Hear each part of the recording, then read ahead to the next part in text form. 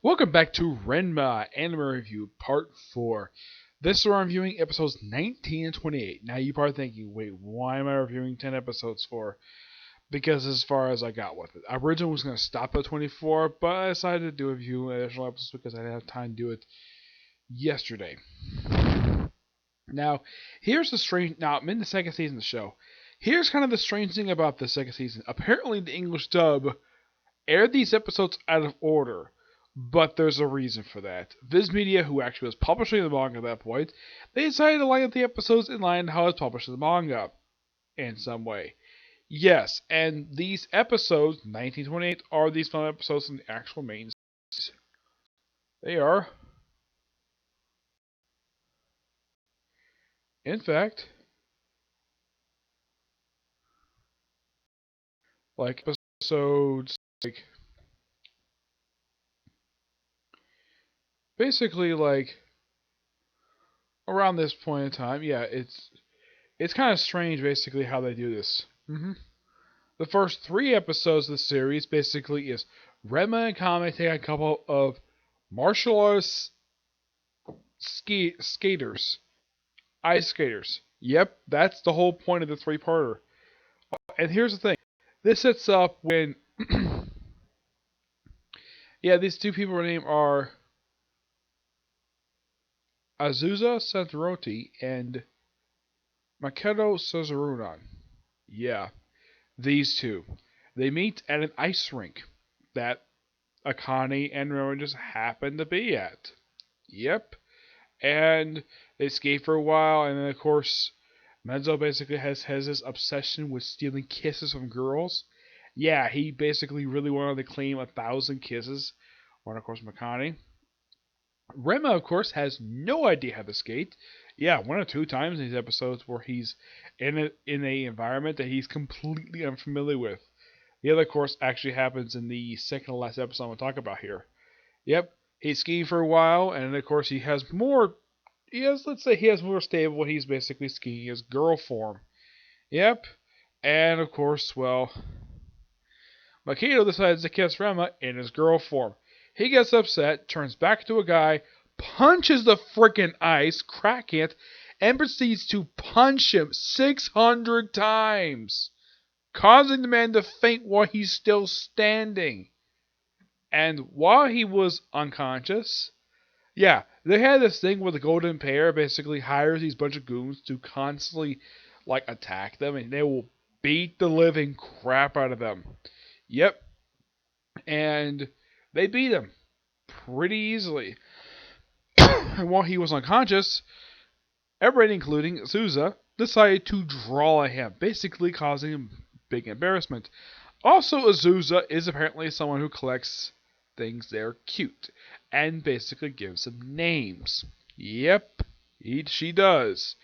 And she takes Peach-chan, aka Roga. Yep, takes back to her house and call him Charlotte. Yeah, a boy pig getting a girl's name. Does that make any sense? No, it does not. Yeah, basically how she finds him is completely at random. He just happened to be running around the ice rink, and there she is. And then, of course,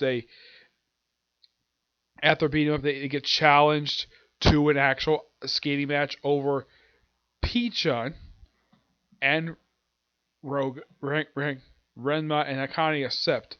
Now, when they have the match, they're given these very interesting looking attires. Basically, this is so like in a flashback in season 1, which anybody who watched like, wait, they didn't put those outfits on yet, and yet this is, oh yeah, that's what that flashback comes from. Yeah, as for why they decided to do this for, it's one of the most strangest things. Yep.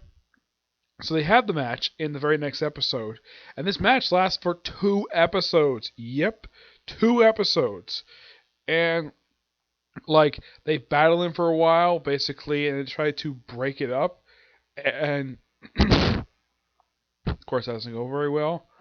And of course the Golden Pair, has to forfeit the match after Zuza turns on her partner with a giant frickin' mallet. Basically, cartoony style, like whack him in the head because he took basically her Peach, or basically her Charlotte, which had been turned into Roga.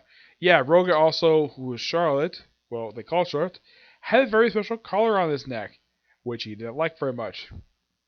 which apparently was implied as Susan knew that Charlotte was Roga. It doesn't go anywhere at all. Because you want to know why? Because after this three-parter, these two do not appear in any major capacity after this. In the manga, they appear for like this one section, this one little story arc, and that's last to see these two. They never appear ever again, which I think is quite strange. I kind of like the characters, but it's like, okay, they don't return. It's like maybe the writer of the series, she didn't have really plans for these two characters. Throw them completely random. Have them appear in this one story. Takes no flashbacks to basically develop them. And they disappeared, never seen again. Now, at one point during the match, Akane had to be taken out and substituted with Ranma in his girl form, and Roga basically substituted his partner. They had basically switcheroo.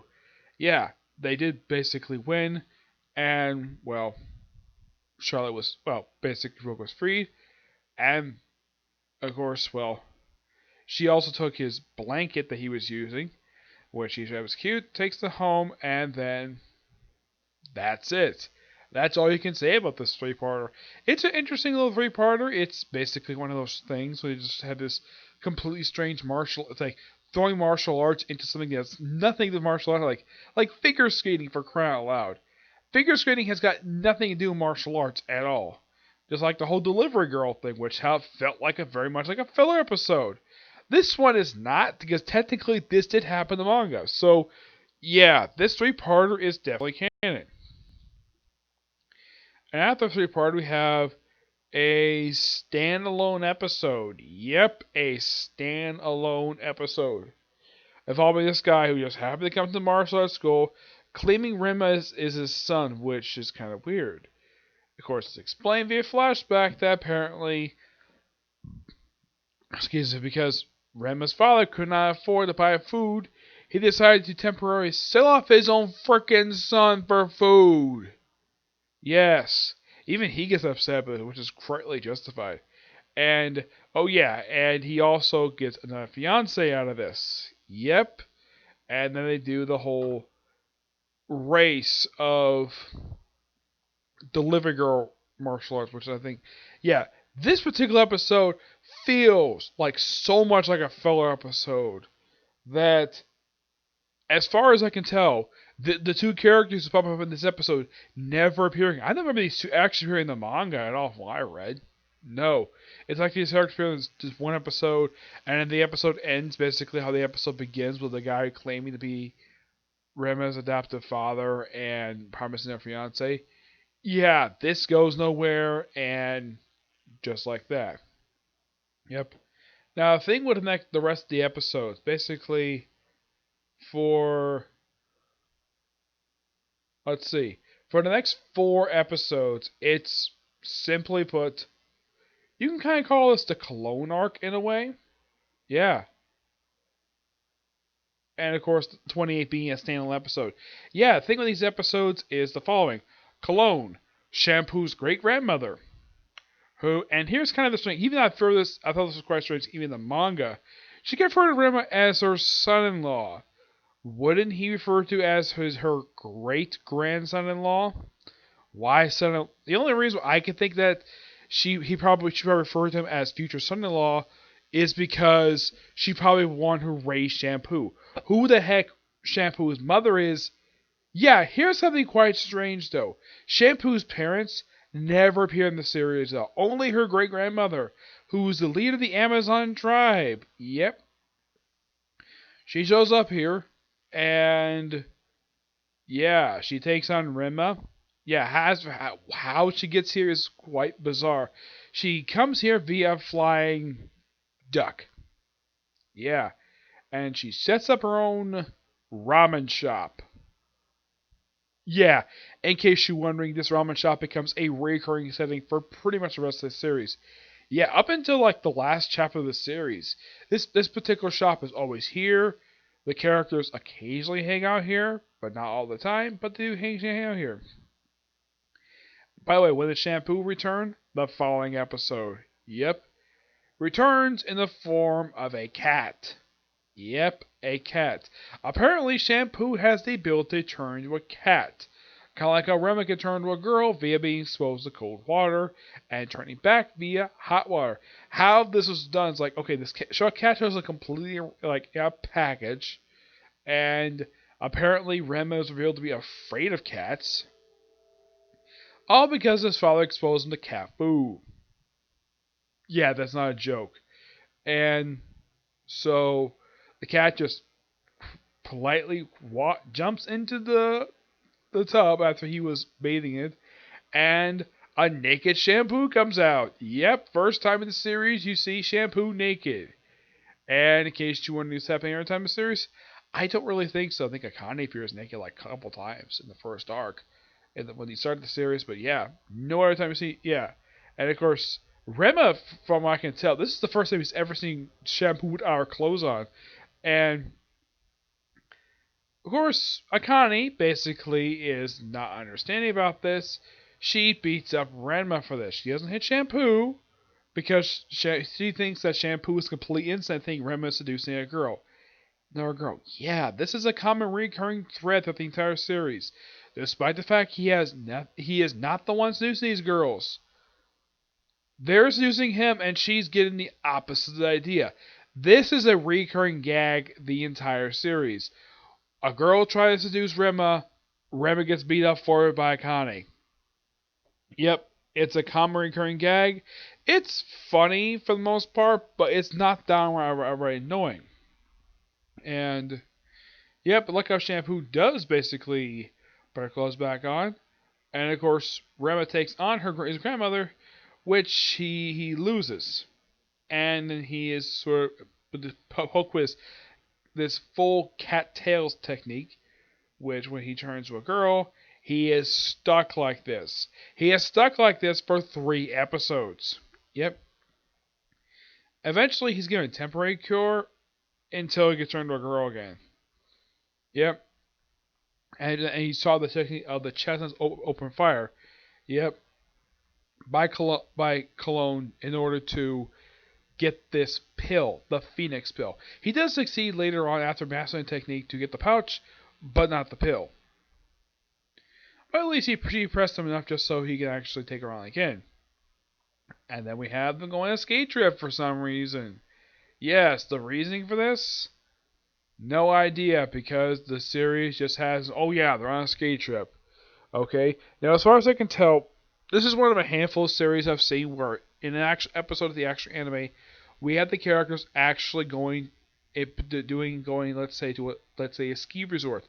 The only other series I can think of that actually has done this, aside from this one, has been Rosario plus Vampire. This has happened at least a couple episodes during the second season of the show. It happened in the manga a few times. Happened several chapters in manga. Let's see. There was also Case Closed. This has happened several times throughout that series. Let's see. Was there any other one I can think of aside from these 3? Let's see. No, High School DxD did not have any episodes they went to a ski resort, or at least feature any snow. Let's see. I don't think the Great Man featured any snow. None that I can think of, no. In case you're wondering, did Bleach feature the episodes basically took place in the snow? No, it never did. One Piece, yes, it did have some episodes, not a ski resort per se, but it did episodes where it was actually really snowy outside. Mainly at Drum Kingdom arc, and that's it. Let's see. How about Naruto and Naruto Shippuden? Naruto. No, this only happened in the movies. It never happened in the main show itself where the characters actually went to someplace really that cold. Not that I can think of, no. I think any other series, let's see. Definitely not Hunter x Hunter or even Yu Hakusho. What about Fairy Tail? Fairy Tail never depicted the characters going through the snow that I can think of. No, not that I can think of. Let's see.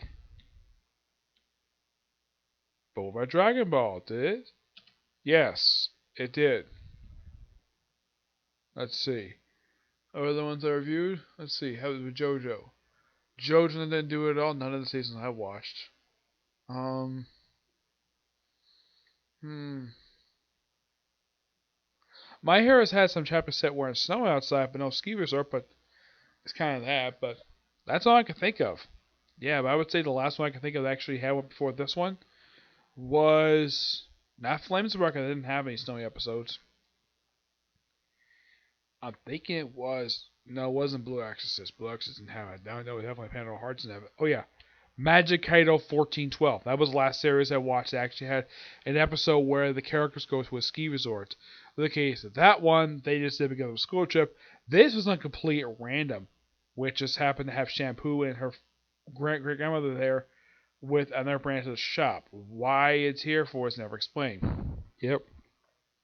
Eventually, they said the basically end this little fiasco, this whole plot of Ranma stuck in his girl form by having a race, and the winner gets Shampoo and the Phoenix Pill. Ranma happily participates in this race along with Akane, and that's it. Then eventually, and apparently, get this: it's legal to beat the crap out of the other racers while they're racing on skis. Ranma, of course, has no idea how to ski, so give him big snowshoes. Okay? Perfect legal. At one point, you have Shampoo fighting Akane, which doesn't go anywhere. Then you have Ranma fighting Cologne, and eventually they have this thing where, oh yeah, basically, Shampoo, you can help. Quick, turn to a cat. And then, and then you have it's where both Gemma and Akane's father shove Shampoo in her cat form in Ranma's face. Constantly. Yes, constantly. Yes. And this turns him into a cat. Yeah, he acts like a freaking cat. And he basically takes on Cologne. He also takes down several trees while he's at basically clawing his way through. He defeats Cologne, and then he's sort of calmed down by having Akane have Ranma crawl in her lap. Petting him on the head, calms him down, give him the Phoenix Pill, dump him into a hot spring, turns perfectly back to normal. There's a funny little thing in here where you have Gemma and Akane's family chased by a polar bear. Yeah, that was funny. And Cologne basically using a bear against Ranma, which I thought was quite hilarious. Yep. But this 27 does end the loose string of episodes. Now, 25, which is the same episode which he was temporarily cured, that's when he met the character Muse. This happened just before this happened. Yeah, he actually fought him. And, yeah, he fought him for like one episode, which also features the return of Kendo and his smoking hot sister, Urasaki, of the Black Rose. Yep. Yeah, this is actually the first time these two have been seen since the end of season 1. Yep. I think at this point, it's only been about 7 episodes since the last scene, so it's great to see these two characters. Yep. They see Ranma fighting Muse. Ranma does defeat him, but he's back being stuck in his girl form. Of course, his last are about 2 episodes before he's finally cured. Yep. And then the final episode to talk about here is episode 28. This is about the Dodo Destroyer's like 2 plots in this same episode. Yeah, the Dodo Destroyer and a temporary way of getting rid of Ranma turning into a girl. Yeah, in exchange for this, he has to go on a date with Shampoo, which she has no choice but to agree to. Their date is a movie date. Go straight to the movies. And of course, according to Shampoo, the only way date to end is them making out so they get the thing. They actually don't, but she does give him the thing anyways. And, well, he helps Akane take on the Dojo Destroyer, which, by the way, this acts sort of like a B plot in this episode. Yeah, that's kind of the strange thing about this episode. You're probably thinking, Dojo Destroyer, is this the A plot for this episode? No, it's the B plot. Yes, it's the B plot of this episode, which is kind of weird. All the episodes didn't have like one plot thread of the whole episode. This is actually the first one I can think of that actually has had mainly about 2. The other ones basically do intersect with, usually are the same plot thread, but just told with different characters. This is the one that's 2 different plot threads. It kind of takes on the Dojo Destroyer, which you see the guy, he's this big, chubby guy who is simply a sign collector. I'm like, That's the reason why they destroy dojos, so they can get their signs. Yep. And it kind of takes him on for a good period of time in the episode until Ranma shows up in his girl form and helps Akane. Well, actually, he's back in his regular form. He's turned back normal. And then they pretty much defeat the guy. Oh, yeah. After the him, Shampoo claims that Ranma kissed her, even though he never did. And Akane's answer to this is to slap Ranma. And, well, with Dojo saved, that's the episode. Yep. Well, basically, she gives him the fake stuff. He and his father basically dip into the cold water. They stay guys for a while until it rains, where Gemma's turned back into a panda and Rema's turned into a girl.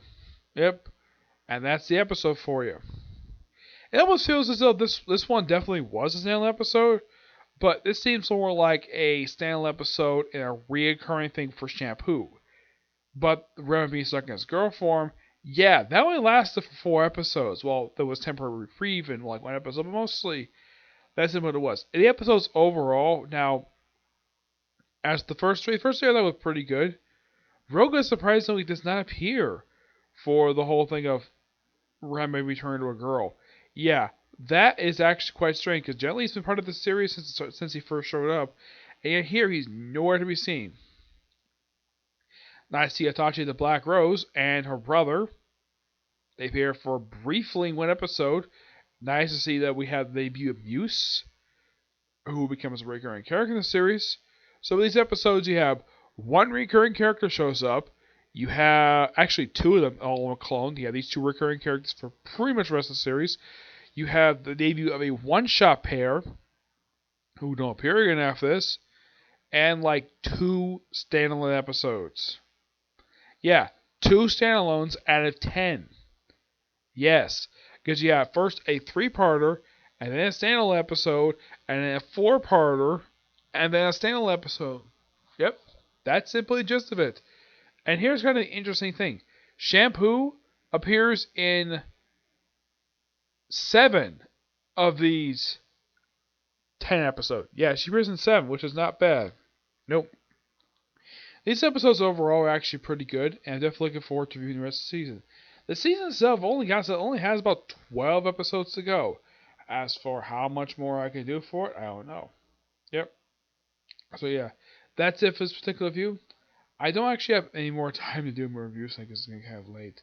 So I'm going to do hopefully reviews tomorrow for at least for 2 episodes of Case Closed. Yeah, 2 episodes. Yeah, because I just haven't had the time to review these actual episodes. So yeah, watching 2 episodes of Case Closed, reviewing them along with news chapter of the manga, and not only that, but also My Hero Academia and Fire Force. Yeah, roughly about 3 videos tomorrow. Maybe 4 if I get done another part of Ranma, okay? But these next few. Bye.